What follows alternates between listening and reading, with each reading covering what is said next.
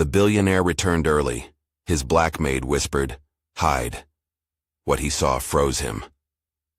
Raphael's car cut through a steady ribbon of Christmas lights. His breath fogged in the cold when he stepped out, hands full of wrapped boxes and an impatient grin. The estate sat behind iron gates, hedges trimmed like promises. Soft music drifted from inside, the kind played at charity galas. Piano, a thin violin line, so well rehearsed it sounded inevitable. He pushed the door open with his elbow, expecting the warm shock of surprise, the staged stumble of his wife, a laugh, maybe a kiss. The foyer was darker than he'd left it. The tree lights blinked, but the house hummed with a quieter current. A perfume, something floral and sharp, still lingered above the hearth. He took a step forward. A hand came up. Cold fingers pressed against his mouth. Breath hit his cheek. The room folded down to the width of a closet. "Hide," the voice breathed in his ear. One word, quiet, urgent. Through the thin crack of the closet door he saw her. Cynthia, the housekeeper, the woman who had been at the edges of Raphael's life for half a decade. Not a blur now, but a single precise presence. Her eyes were wide and flat. She moved like someone who had practiced economy of motion all her life. Her mouth was close to his jaw. She smelled of lavender and soap and the faint dust of the linen closet. He wanted to laugh. Instead, his heart slammed so hard he felt it in his teeth. On the other side of the door, Lauren stood by the kitchen island with her back to the closet. She wore a red dress the color of a flame reflected in glass. Evan, Raphael's younger brother, lounged against the counter, one hand in his pocket, the other around a glass of green juice. They were talking like conspirators commenting on weather, like they were planning a picnic. The word dose floated so casually from Lauren's lips that Raphael's body did not register it at first. "Double the dose next week," Lauren said, as if she were discussing seasoning. Her laugh was soft. "Make sure he doesn't notice this time." Evan's smile was practiced. "He thinks it's fatigue. He thinks he's stressed. We just keep it slow. He won't see the pattern." A glass tipped. The green juice sloshed at the rim. There was a small clear bag folded tight on the counter. Cynthia's boot was pressed to the pantry door, but she hadn't closed it. The space between them became an instrument of terror. Sound shrank to two elements, Lauren's voice and Raphael's heartbeat. Raphael's fingers fumbled under Cynthia's palm. Her hand tightened. She dragged him back, slamming the closet door shut with the care of someone who understood what a hinge could betray. The muffled laugh of Lauren continued. The house smelled suddenly of citrus and something metallic at the back of his throat. He could taste alarm. When she stepped away from his face, Cynthia did not smile. She was all angles and purpose. Her hands were calloused, not from the kitchen but from work with ovens and boxes and a life that required constant lifting. There was a small scar at the base of her thumb. She flexed it as if to remind herself she had come through worse. "You can't move," she said. Not a command. A fact. "You make a sound, they hear. Is this—" He did not finish. Words felt foolish. "They've been doing this for months," Cynthia said, voice low. "I thought it was the injections at the clinic, the pills, the fatigue. He got sick after dinners with them. I watched. I thought I was imagining patterns out of a woman's worry. Then tonight—" She crushed the last syllable like she could squeeze certainty out of it. "I grabbed the trash earlier. There was a tiny bag under the napkin. Powder. I kept it. I thought maybe call the police. But the police here take time. You could be dead before they'd have a warrant." The air in the closet tasted of bleach and linen. Raphael's hands were open against his own shirt, feeling the impossible vulnerability of a man who had built walls his entire life. "Why would they—" The sentence died. Because money, because inheritance, because a smear on a ledger. He could imagine it all, and none of it would slake the cold crawling up his spine. Cynthia's jaw tightened. "Lauren has been sick on and off. She doesn't drink green juice by accident. Evan's been too close lately."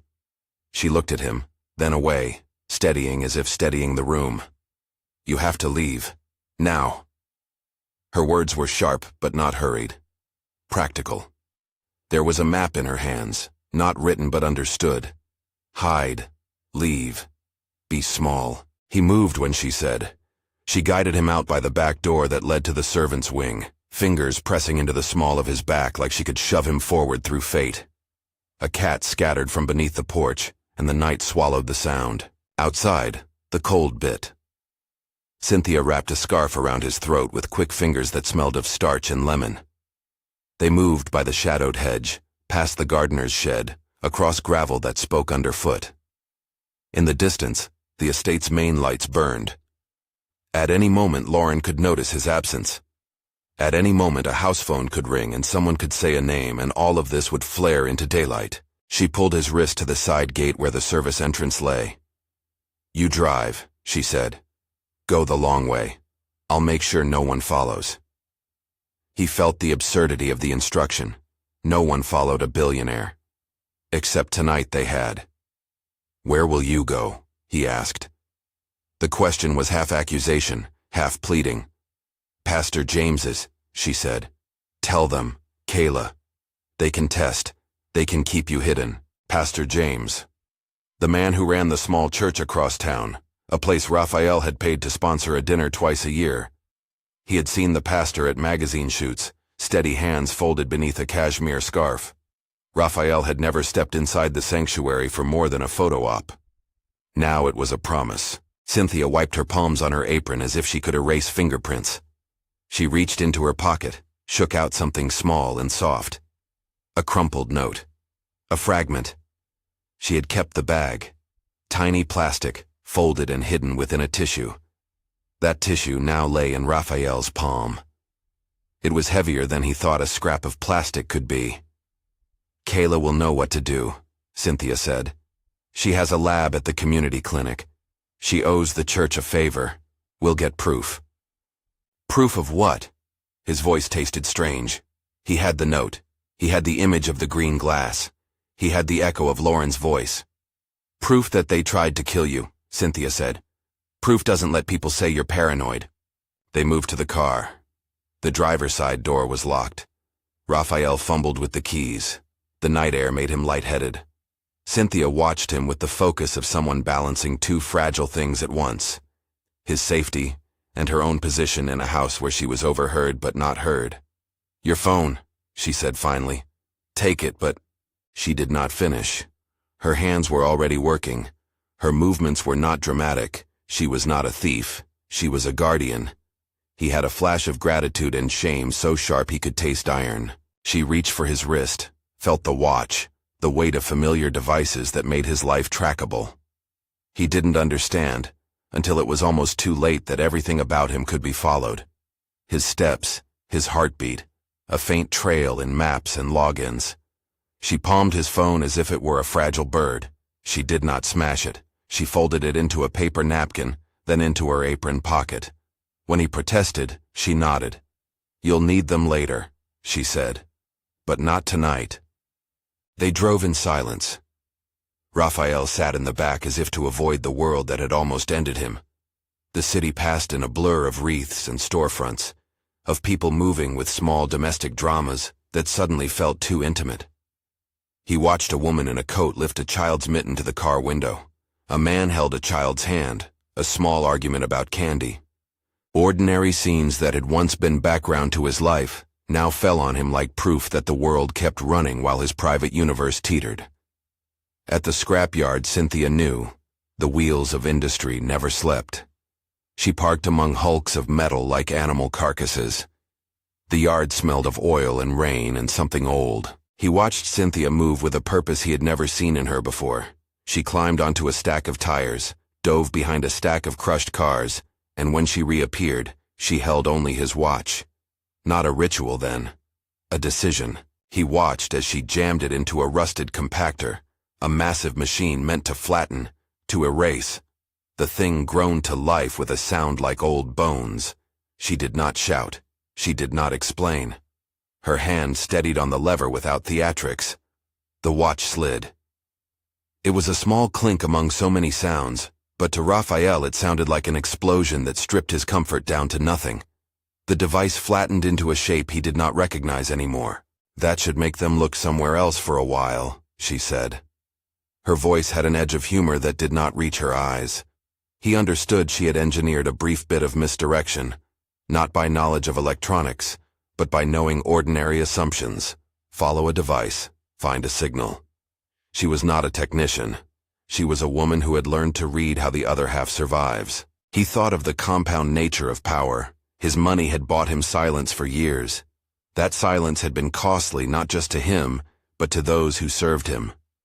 Cynthia had used what she had, knowledge of routine, of staff patterns, of where he would never look, to carve a margin of safety.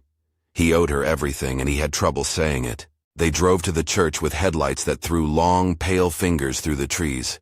He was half grateful, half furious at himself. How many times had he ignored a complaint from staff? How many passing notes, a cough, a request for overtime left unaddressed? The house had been a theater of his success and their invisibility. He'd always thought the curtain hid them, not the other way around. Inside the church, the sanctuary smelled of lemon oil and beeswax. The nativity scene sat under a flood of soft light. Pastor James met them at the door, sleeves rolled, face set. He took one look at Raphael's pale face and did not ask questions about charity sponsorships. He ushered them into a back room and placed a blanket over a chair without fuss. "Kayla's on her way," he said. "She's at the clinic. She'll come right over." Nurse Kayla arrived with her hair pulled back and a folder in her hand. She moved with brisk competence. She wore a mask pulled down under her chin, and her wallet was a sachet of practical knowledge. She did not look at Raphael with pity. She looked at him like someone about to solve a puzzle. "We'll run tests," Kayla said. "Blood, samples, a swab from the glass. If there's something in it, we'll find it, and we'll do it in a way the lab can sign off on." Cynthia watched the exchange. Raphael sat very still while Kayla worked. She drew his blood with a motion that felt small and human.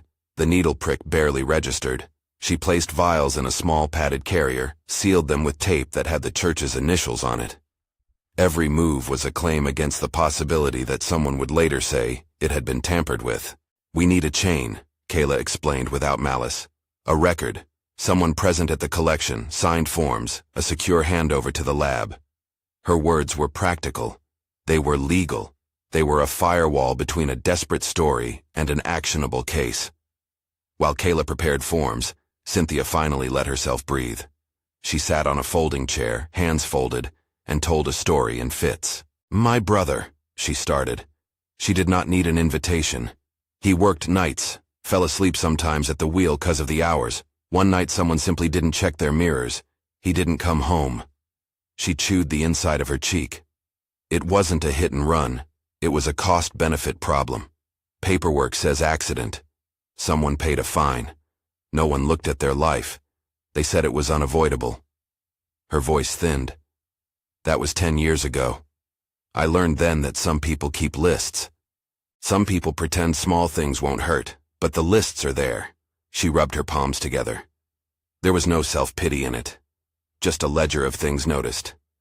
Ever since, I watch so someone else doesn't have to. Raphael looked at her as if seeing an entirely new face. He'd known the facts of Cynthia's life. Where she lived, how many times she'd taken vacation. He hadn't known ledger and list. He had not known loss shaped her as much as service. Now each memory of her folding sheets, straightening vases, turning down his bed, stood in a new light. Not as acts of servitude, but as acts of resistance. Kayla returned with a sealed envelope of test materials. "We'll run a preliminary," she said. "If there's any trace, we take it to the public lab. We need certainty. This can't be just suspicion." Raphael watched the testing with the hollow focus of someone seeing his world disassembled. The test yielded a faint result, an anomalous compound detected in the vials. Kayla's face did not change.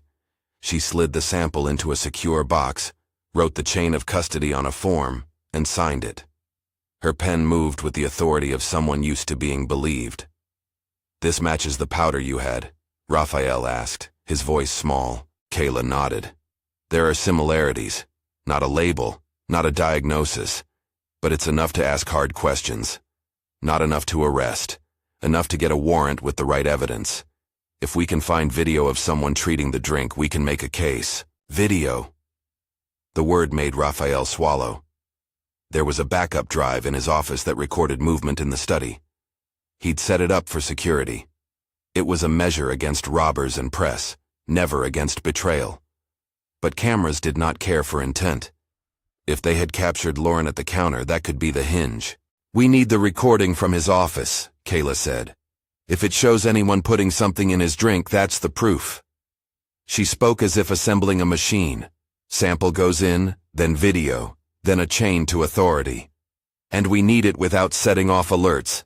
If Lauren knows we're taking footage, she could destroy it. We have to be careful." Raphael's mouth dried. He had keys. He had access.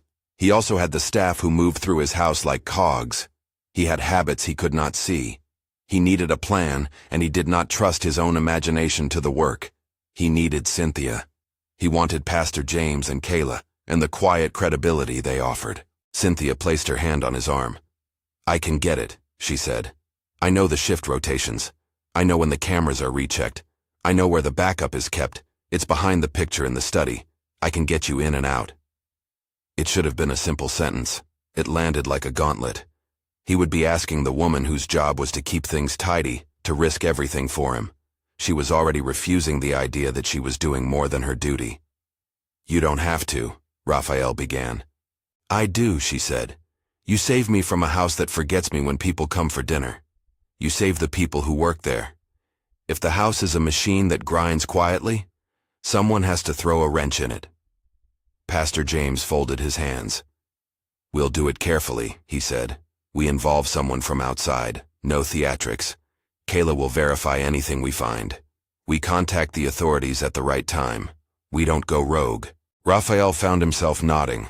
It felt like the first honest decision he'd made in years. He was not sure if it was repentance or fear. Maybe both were seeds of the same thing. They planned in the back room with the soft hum of the church heater. Kayla sketched a timeline on a scrap of paper. Cynthia described the study's routine. How Lauren preferred the soft light near the mantel in the evenings. How the staff sometimes rerouted cameras for maintenance on a Tuesday. She spoke the way someone might detail the migration of birds. A map of seemingly insignificant choices. "Tonight is risky," Pastor James said. "When do you think they will be asleep?" "Lauren calls us in the morning," Cynthia said. "Evan leaves before the staff. He has his own car. He'll be gone by 9. Tonight is a good night. The house will be empty." Raphael felt adrenaline mix with a strange new clarity. His life of orchestrated certainty had narrowed to this. Get the drive. Get proof. Deliver it to someone who could act legally. He now realized how thin the scaffolding of his safety had been.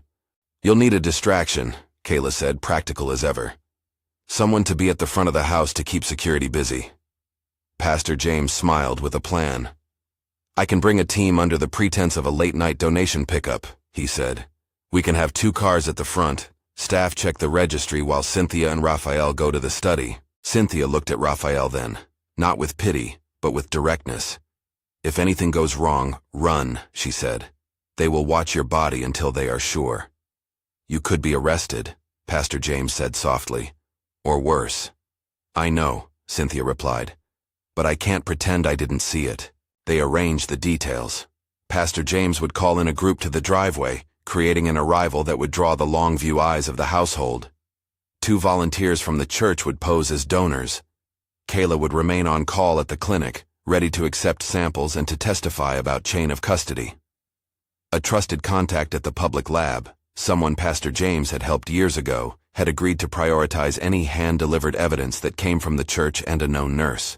"You are certain about the backup location?" Kayla asked. Cynthia nodded. "Behind the frame," she said. "Old family portrait, loose brick in the mantel. The drive is in a small metal box. It sits just under the ledge where Lauren keeps her cards." "Then we move tonight," Kayla said. They were preparing to enact a small private justice built on legal scaffolding. It felt to Raphael both terrifying and necessary. There was no cinematic music. There were only the practicalities of timing and the flutter of each breath. He took a breath he hadn't known he needed. He looked at Cynthia, at Kayla, at Pastor James. They were people who had no interest in his status but a fierce interest in life. He wanted to say thank you in a way that would not be a transaction. He wanted to kneel and apologize and repay and be made worthy. Instead, he said, "I don't know how to begin." Cynthia folded her hands like a prayer that was not for God's. "Start with the truth," she said. "Tell the police. Tell whoever you must. Use what you are good at to make it stick. Don't let money be the thing that silences this." Her voice carried no sanctimony. It held simple demand. She was not asking for a gift in return. She was asking him to use his power differently. They left the church hours later under a thin snowfall that blurred the edges of the world. Raphael's house looked like any other gilded structure on his drive home, a heap of light and warmth. He drove without talking. The plan made him feel both alive and like a trespasser in his own life. Back at the estate, he slid through the darkness to the servants' entrance while the staged donation ruse unfolded. A car full of parish volunteers, voices loud and inconspicuous, rolled slowly to the front. The house staff, flattered by the appearance of important donors, let them in. Security cameras caught every face. Cynthia waited for him by the study door, a figure in the half-light. Her hands flexed where he could see. Her face was steady. She handed him a small glove and a cap. "Wear this," she said. "Don't touch anything." He followed like a man who had been given orders in a battlefield he had not known he'd entered. They slipped through corridors with the slow silence of those who are invisible by habit. Raphael's fingers brushed over book spines, over frames that held other people's smiles. The house was more museum than home tonight. Each portrait seemed to watch them as if it were in on the secret. They reached the study. The lamp on the desk cast an amber pool. The portrait on the mantel was a formal one. Lauren and Raphael at some earlier Christmas, smiling at a camera. Cynthia moved the frame. Under, a small hollow. The metal box was exactly where she had described it, cool and indifferent to the drama surrounding it. Raphael's pulse hammered. He slid the small drive from its place, his hands slightly trembling.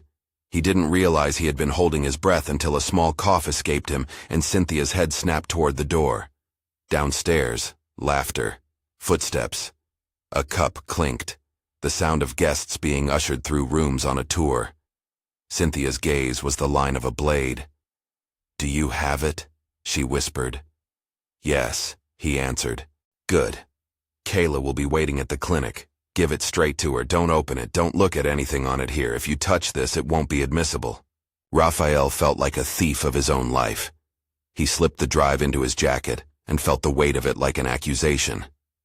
He looked at Cynthia and for a moment saw all the small acts that had kept his world running.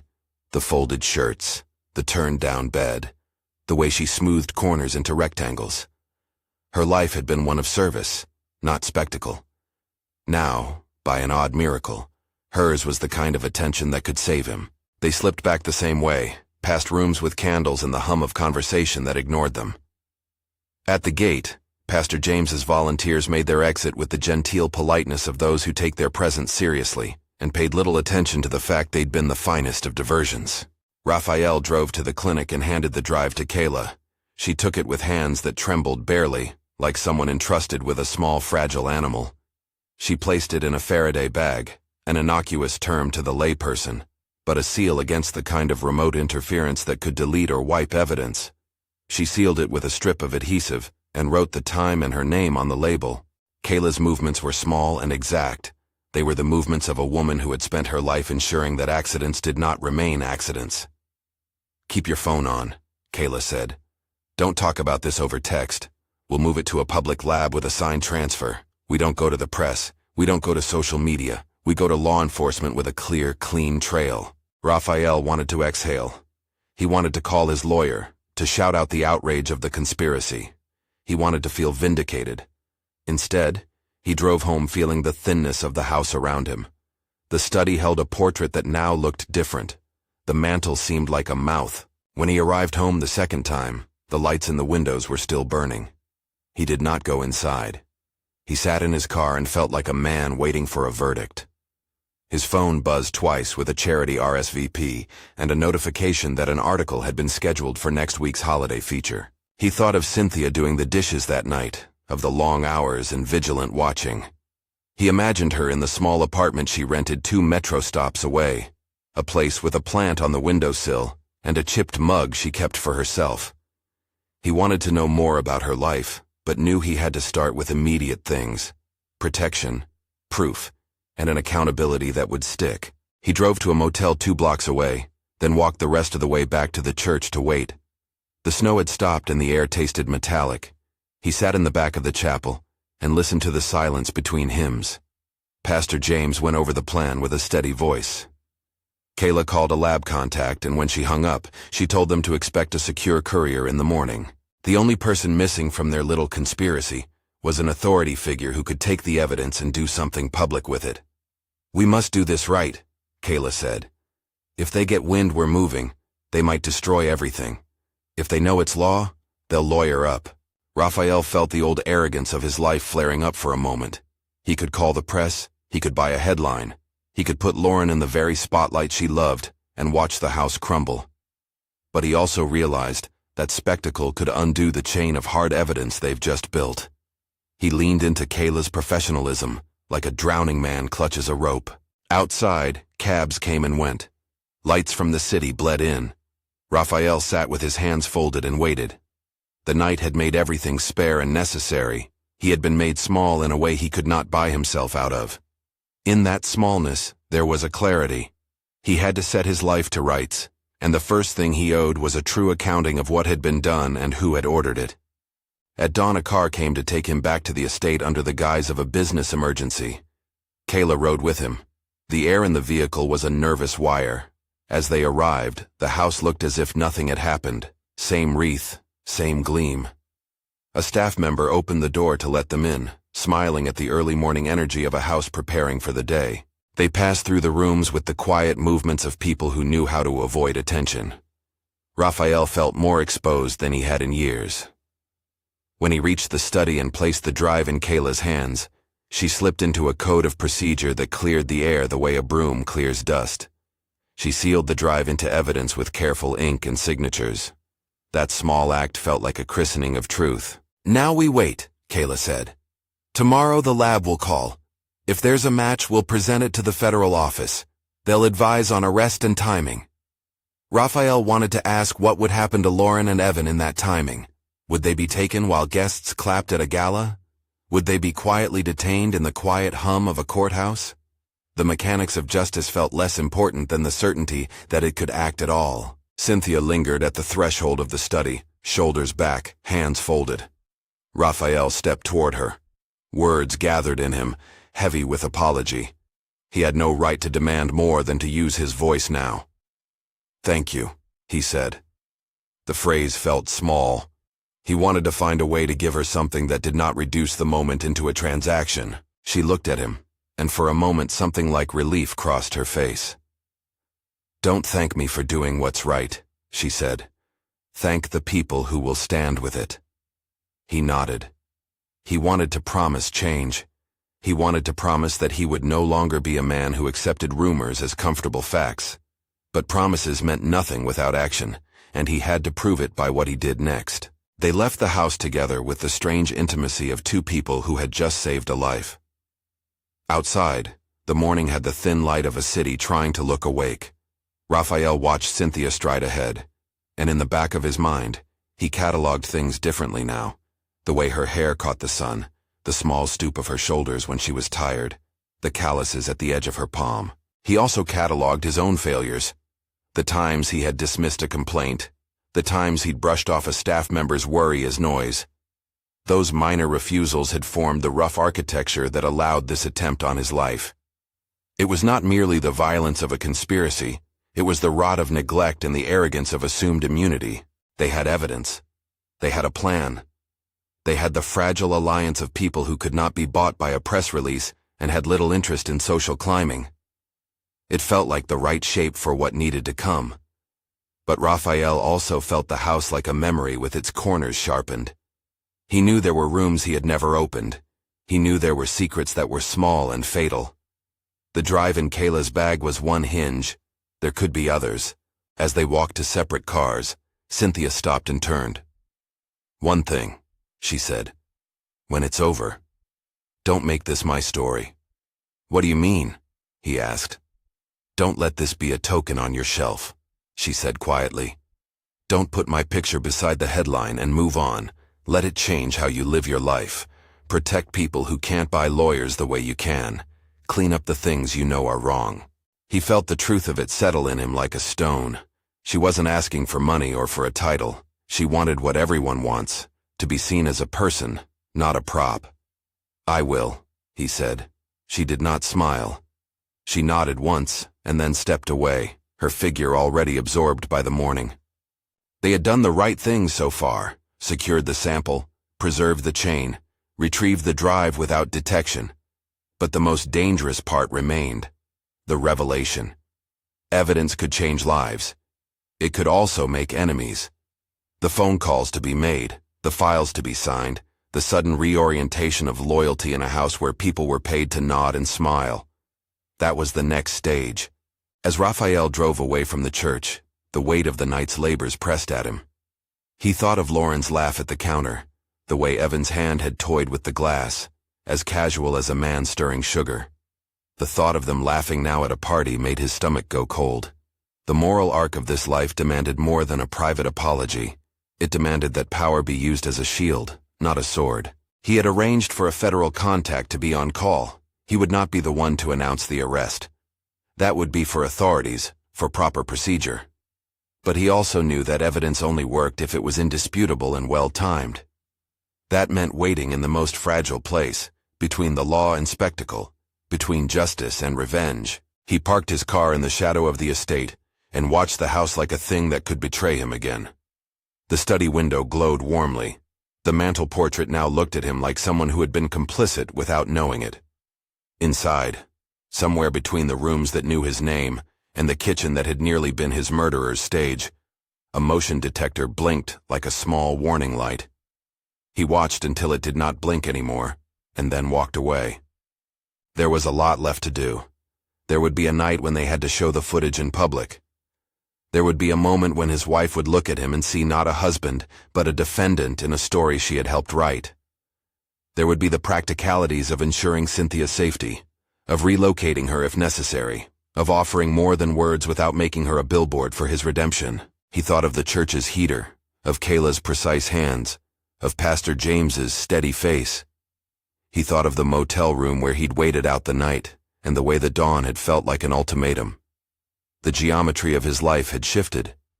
He had been given mercy by a woman he had only ever allowed into the margins. As he drove away from the estate, a headline wrote itself in the back of his mind, not for the papers but for his conscience.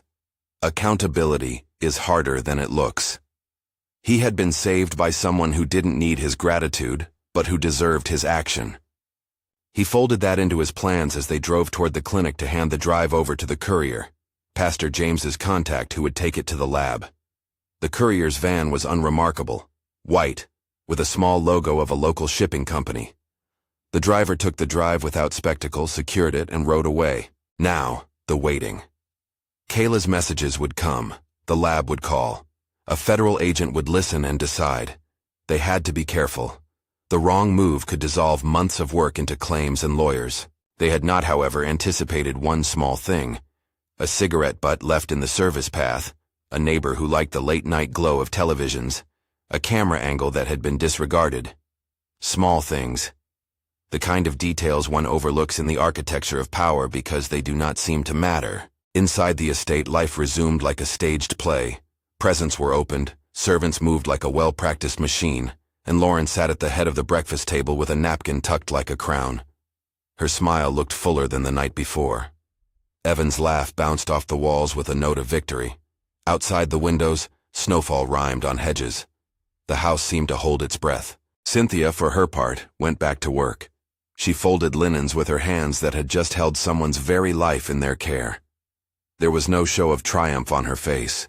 She simply worked, as if the quiet work of keeping clean was severed by this new knowledge, but somehow the same. Raphael drove away and watched his house shrink in the rearview mirror, a landscape of guilt and gratitude. He felt an odd looseness come over him, as if some long-held tension in his chest had been cut. It was not relief. It was the thin space where gratitude fought with shame.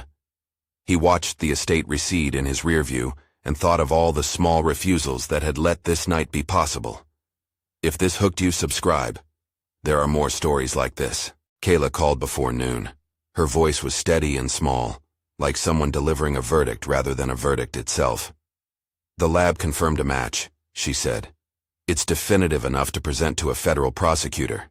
They want to move, but they asked for discretion, to time it where public danger is minimal and evidence is undeniable. Raphael let out a breath he hadn't realized he'd been holding. When? Where? At the gala tonight. Lauren will be speaking. It's risky, but it's also the place Lauren will least expect to be interrupted. Surrounded by cameras and guests she'll think are on her side. They can make the arrest without a spectacle. Federal will manage. Kayla will be there. Pastor James will be there. There's an agent already assigned. Fear and a new sort of resolve braided together inside Raphael. He pictured her at the podium, Lauren, radiant, the center of a room that had been curated for appearances. He pictured Evan, easy laughter, the sort of charm that had married carelessness to entitlement. He pictured Cynthia folding sheets in some unseen room, the woman who had held a life in her hands and whispered a single word that had bent his fate. Who is the agent? He asked. Agent Morales, Kayla said. She'll be plain clothes. She has experience with domestic financial crimes turned violent.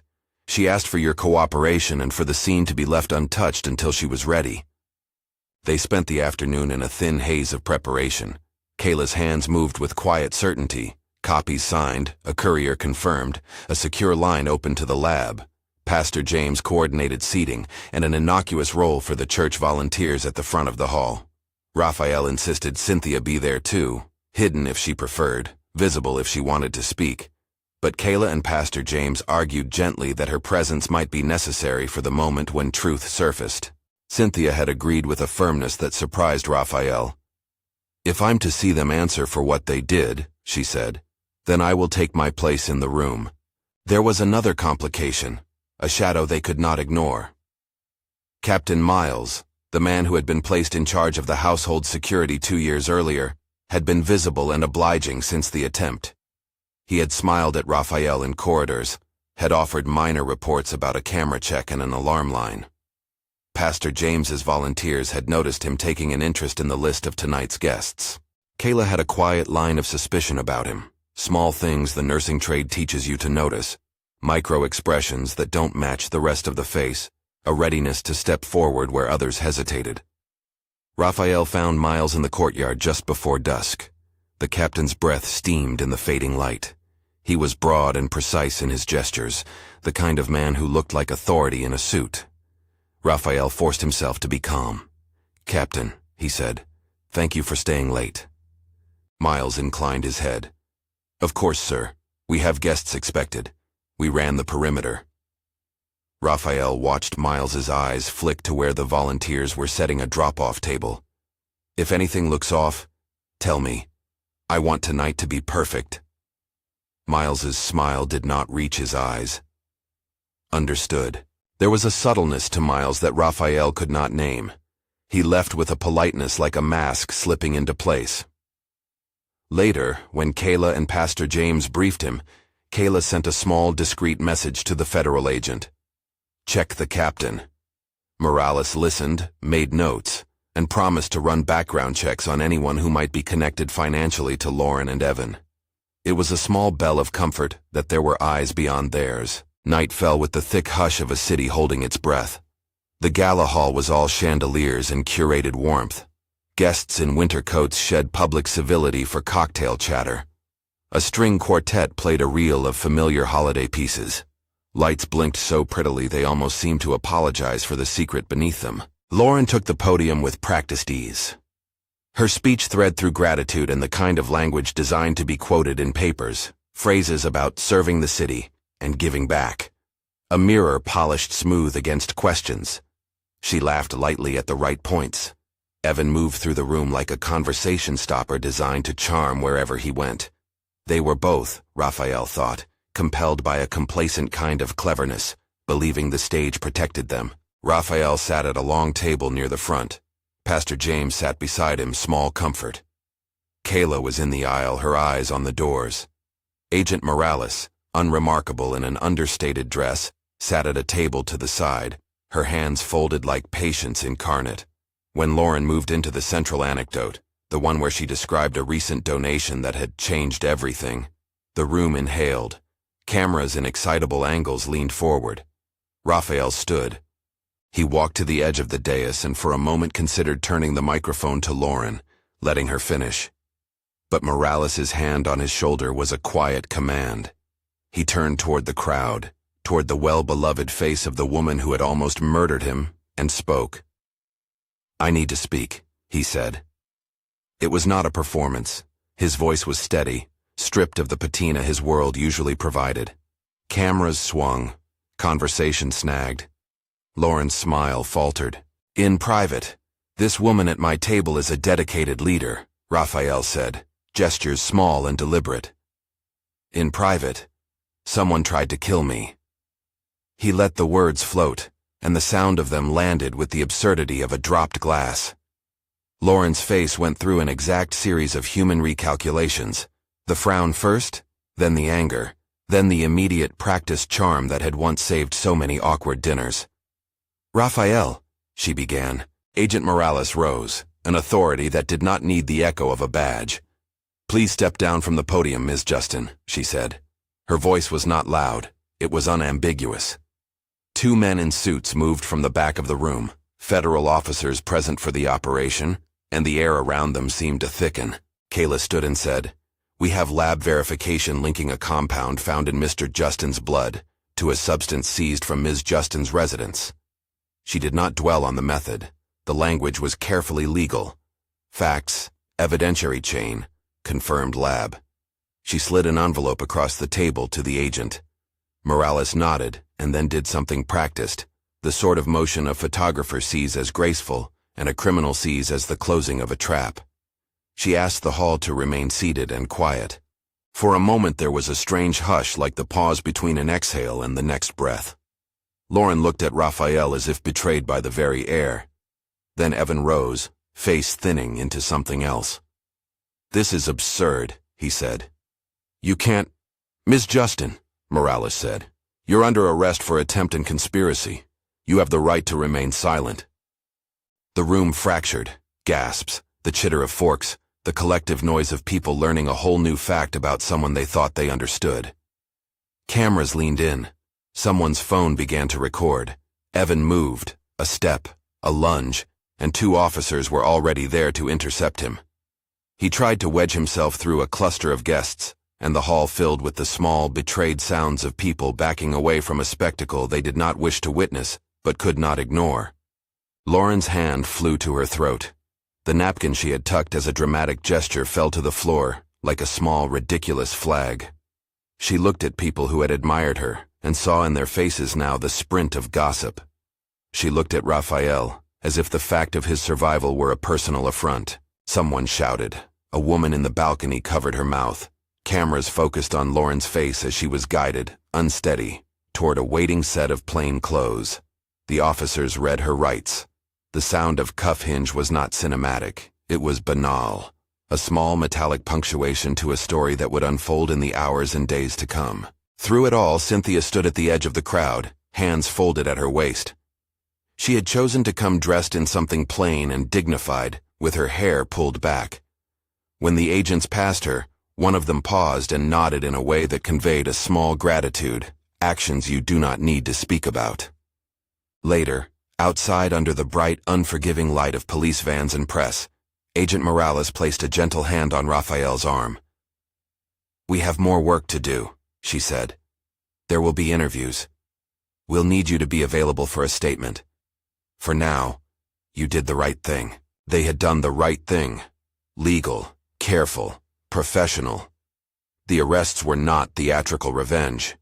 They were the legal machinery catching up with a plan that had been hidden in a wealthy house like a venal corner. Raphael felt something unlace inside him, relief perhaps, but mixed now with a responsibility that would not be washed away by headlines. The press did its small, hungry work. Photographers sought statements and angles. Reporters asked questions about marriages and motives. Raphael kept his answers simple.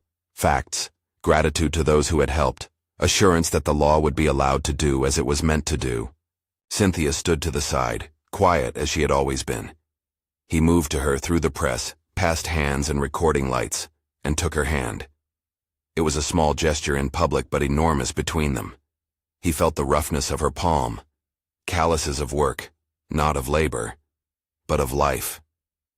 "You saved me," he said, the words searching for a shape that would not make her small. She did not accept his thanks as currency. She let a small, strange smile touch her mouth. "I did what I had to do." "Let me?" he started, meaning an offer but finding it hard to shape. Money seemed vulgar here. Protection and truth felt more necessary. "Don't make me a billboard," Cynthia said, gentle but firm. "Don't photograph me for your papers and put my face beside your apology. Don't make me an ornament to absolve you." He understood. He had rehearsed theatrical gratitude in his head, plaques, donations in her name, a seat on some board. But none of that satisfied what she had asked for: dignity, protection, and a commitment to change how his house and his foundation treated people. "Tell me what you want," he said. She thought a beat. "A safe place," she said simply. "Help with legal counsel if it gets messy. A small office where I can work without people telling me I should be grateful. And," she paused, "change, policies, fair hours, a place where the people who keep houses like mine alive aren't invisible." It was not a ransom note. It was a list of rights. He nodded. "I'll do it," he said. "All of it. Not because you asked, but because it's the right thing to do." Pastor James stepped forward and offered his church as an immediate place of sanctuary if necessary. Kayla promised to stand as a medical and legal witness. Agent Morales promised the protection of witness protocol, if the danger warranted it. A network of ordinary protections that together meant more than any single check. In the days that followed, the story expanded into the kind of public curiosity that chews and moves on. There were interviews and depositions. Evidence was logged and cross-checked. Captain Miles's background emerged in the way that dirt sometimes appears underwater, slow and unmistakable. He had ties, discreet payments, a pattern that aligned too neatly with Evan's most convenient alibis. He was detained briefly for questioning. Federal agents would later reveal money transfers that made his loyalties clear. He had been a man paid to look after a house, but unwilling to guard its truth. Lauren and Evan were arraigned. The legal process moved with a predictability that both comforted and frustrated Raphael, the certainty of procedure and the slowness of it. He testified in measured tones, refusing to let the story become merely his redemption scene. He spoke about neglect and responsibility, about the small acts that allowed cruelty to flourish.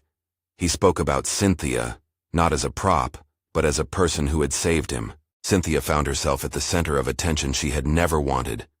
Donations arrived not to her, but to a fund she insisted be used for worker protections and legal aid for domestic staff. Raphael set up an independent committee to audit household labor practices across properties he owned. He hired a manager to oversee staff welfare and instituted transparent reporting lines. He did it publicly because Cynthia had asked for change, not for the hush of private penance. He also offered Cynthia a more immediate option: a modest apartment near the church, a scholarship she could use toward whatever study she chose, and an offer to help with relocation should the need arise. She accepted the apartment for safety's sake, and the scholarship as a tool she would wield on her terms. She refused to accept a title, a position in his household, or a photo op. "If I take your money," she told him plainly one evening, "I want it to make me a better person, not your proof." Months passed. The house on the hill was quieter. Lauren and Evan's legal troubles moved through the system. Some people volunteered with expressions of sorrow.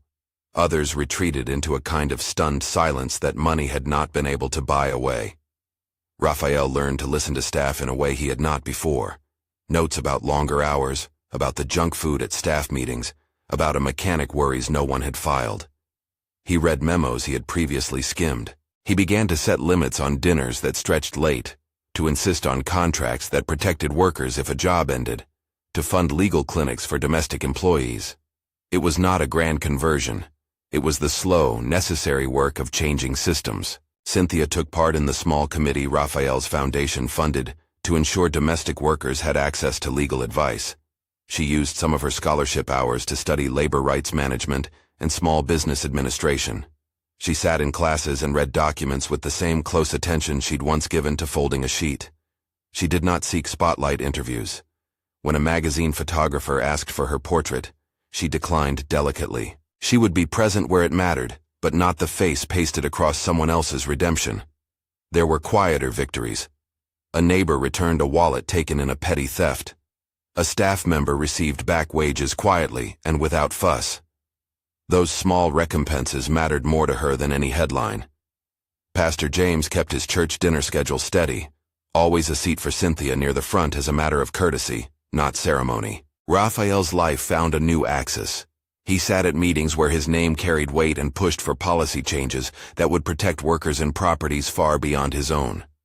He created a fund to help staff transition when employers changed. He made public statements instead of private ones. His public contrition became a pattern of accountability, rather than a moment to be admired and forgotten. On a gray morning months later, Raphael visited Cynthia at the small office where she now met with domestic workers seeking advice. She had painted the room a calm blue and placed a small plant on the windowsill. She moved with the comfortable hustle of a woman who had found some pieces of herself replaced. She greeted him with the same steady, unshowy warmth. "How's the class?" he asked. "Interesting," she said. "It's useful. People learn to talk about terms without getting laughed at." He smiled, something like relief passing through him. "You did this," he said. "Not me. You kept a life. You turned things even when it might have cost you everything." She shrugged. "I did what I had to do. People should be able to live without being invisible. You can help make that real." They sat together, and for a long while did not talk about the night that had begun at all. They talked about policy, about small practicalities of protecting staff, about Pastor James's next fundraiser.